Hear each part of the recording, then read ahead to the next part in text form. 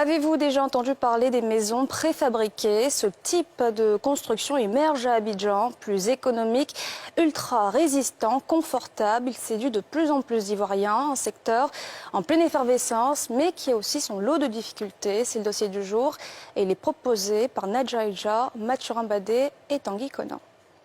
Drissa Kolo Koulibaly est étudiant en licence 1 à l'Institut national de la jeunesse et des sports, INJS. Depuis 6 mois, c'est ici qu'il vit au quotidien. Cette chambre, en apparence ordinaire, a été construite avec une technique bien particulière, le préfabriqué, une technique de construction sans briques de ciment qui consiste à un assemblage de matériaux. L'étudiant ne trouve aucun inconfort à vivre dans cet appartement. Ici, comme à la maison, je trouve que c'est la même chose en fait. C'est la même chose, je n'ai pas de différence. Les bâtiments d'un autre genre semblent bien résister aux intempéries.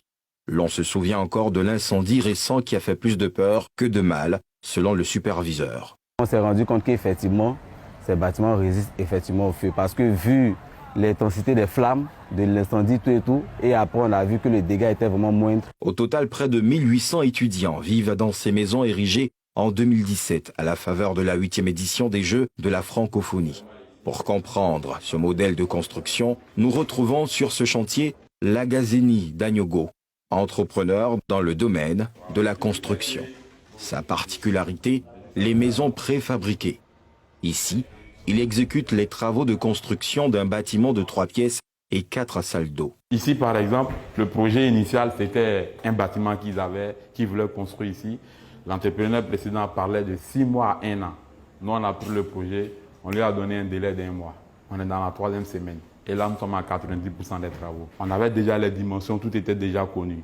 Donc, la première des choses, d'abord, on commence à planter le chantier avec les poteaux galvanisés, le matériel, ainsi de suite, et on commence le montage. Pour ce type de bâtiment construit en gamme économique sur une superficie de 17 et sur 6 mètres, il faudra compter environ 17 millions de francs CFA contre 22 millions pour une maison classique. S'ils sont avantageux en termes de coûts et de temps de construction, les préfabriqués sont aussi solides. Leur durée de vie dépendent de la qualité des matériaux utilisés. Un secteur porteur dans lequel s'est lancé Eric Ehouman depuis 2018. La construction commence à prendre de l'ampleur au niveau national et donc les sollicitations sont nombreuses.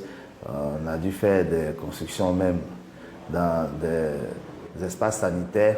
Si ces maisons préfabriquées semblent séduire les entreprises qui en font des bureaux, leur acquisition en tant que logement reste encore un défi à relever pour les constructeurs. J'ai connu 2 ou 3 clients qui sont venus vers moi, on a échangé. Il y a le premier qui dit non, la banque a refusé de le financer. Il y a le second qui dit non, il n'a pas trop confiance. Mais il y a un qui nous disait que, par exemple, le R+ installé en duplex, est-ce que lui pourra piler foutu? J'ai dit, mais bien sûr.